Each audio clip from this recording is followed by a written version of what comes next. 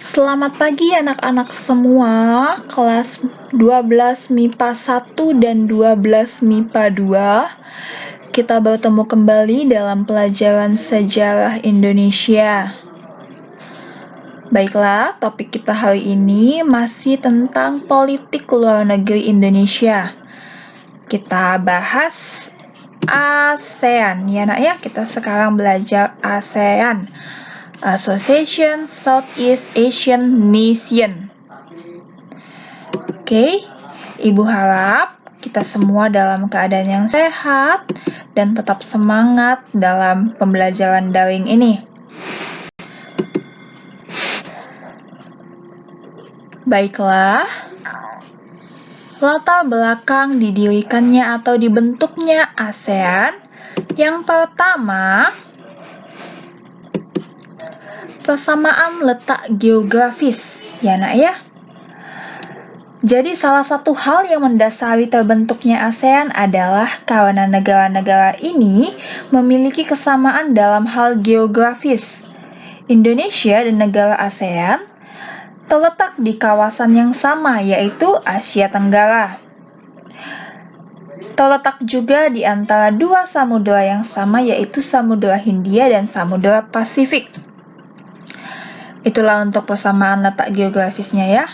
Yang kedua ada persamaan budaya. Jadi selain memiliki kesamaan dalam sisi geografis, negara-negara ASEAN juga memiliki kesamaan dalam nilai-nilai dasar kebudayaan.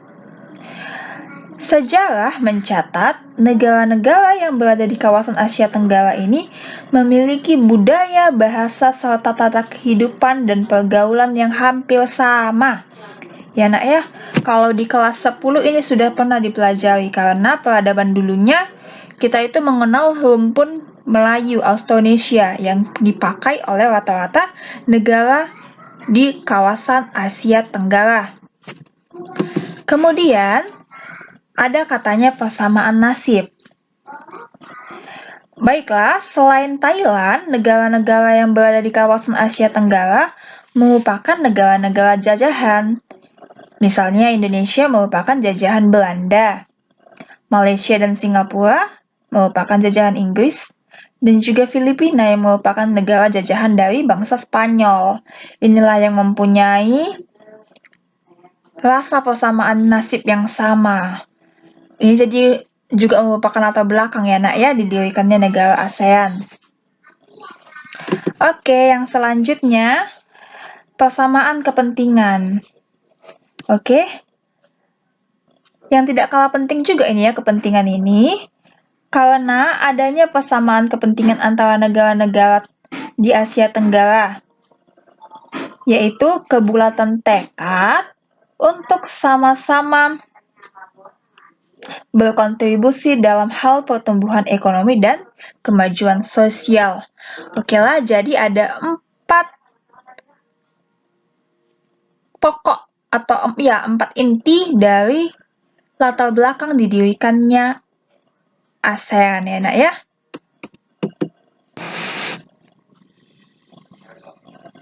Oke, ini adalah isi dari deklarasi Bangkok ya. Ini bisa kamu baca nanti isi dari deklarasi Bangkok yang dilaksanakan ya di Bangkok, Thailand ya nak ya. Ada 5 isi dari deklarasi Bangkok. Boleh kamu baca, boleh kamu pahami.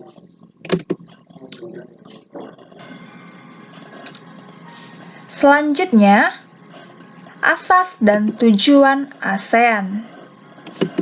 Ini juga bisa kamu baca dan pahami bahwa ASEAN itu didirikan mempunyai tujuan dan asas. Ya nak ya? Kiranya kamu bisa membaca agar memahami asas dan tujuan dari ASEAN.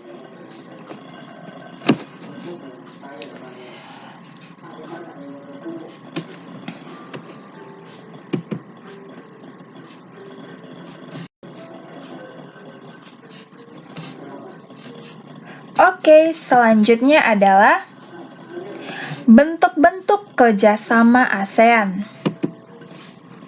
ya bentuk-bentuk kerjasama ASEAN. Yang pertama dalam bidang ekonomi. Jadi negara-negara ASEAN ini memiliki kerjasama. Mereka melakukan kerjasama di bidang ekonomi. Apa tujuannya? Yaitu untuk mengupayakan terciptanya kerjasama perdagangan yang saling menguntungkan. Oke, contohnya membuka pusat promosi ASEAN untuk perdagangan, investasi, dan pariwisata, ya kan? Yang kedua, menyediakan cadangan pangan seperti beras contohnya. Yang ketiga, contoh dari ekonomi ini membangun proyek-proyek besar industri. Oke, masih banyak lagi contoh dari ekonomi.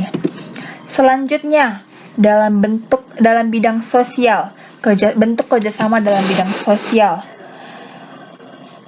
Tujuan dari didirikannya bentuk kerjasama dalam bidang sosial adalah contohnya pencegahan narkoba dan penanggulangannya. Yang kedua, penanggulangan bencana alam. Yang ketiga, perlindungan terhadap anak cacat. Yang keempat, pemerataan kesejahteraan sosial masyarakat. Selanjutnya, dalam bidang budaya. Jadi negara-negara ASEAN juga membentuk kerjasama dalam bidang budaya. Yang pertama contohnya itu tukar-menukar pelajar dan mahasiswa. Jadi masing-masing pelajar dan mahasiswanya itu membawa budaya dari negara asalnya. Ya kan? Yang kedua, program tukar-menukar acara televisi di Asia Tenggara. Oke. Yang ketiga, yang selanjutnya, festival lagu ASEAN ya.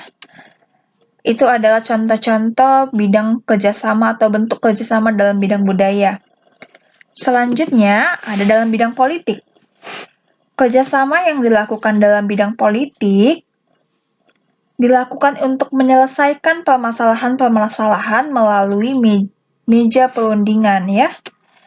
Jadi, kawasan-kawasan Asia Tenggara ini sepakat bahwa kawasan Asia Tenggara, negara-negara ASEAN itu adalah negara yang bebas nuklir misalnya. Itu adalah bentuk kerjasama dalam bidang politik. Ya nak ya, kesepakatan bahwa negara-negara di Asia Tenggara adalah negara yang bebas nuklir.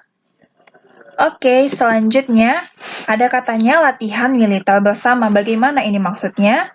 Jadi, latihan militer bersama negara-negara ASEAN itu bertujuan untuk meningkatkan keamanan wilayah. Misalnya, latihan militer Angkatan Darat, ya kan?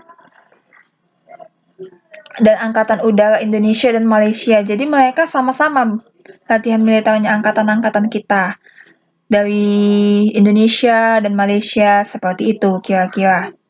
Oke, tapi semua bentuk kerjasama ini harus mengikuti dan menghormati prinsip dalam perjanjian persahabatan yang ditandatangani pada tanggal 24 Februari tahun 1976.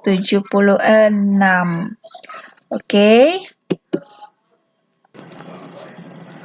Baiklah anak-anak 12 MIPA 1 dan 12 MIPA 2, itulah tadi seputar materi kita hari ini, yaitu asosiasi negara-negara yang berada di kawasan Asia Tenggara atau ASEAN ya nak. Terima kasih Ibu ucapkan kepada kamu yang sudah menonton video pembelajaran kita hari ini, yang sudah menyimak dan memahami. Oke, Ibu harap kita semua selalu dalam keadaan sehat ya. Tetap semangat dalam pembelajaran daringnya. Sebentar lagi kita akan diskusi dalam forum Google Classroom, jadi persiapkan dirimu ya nak.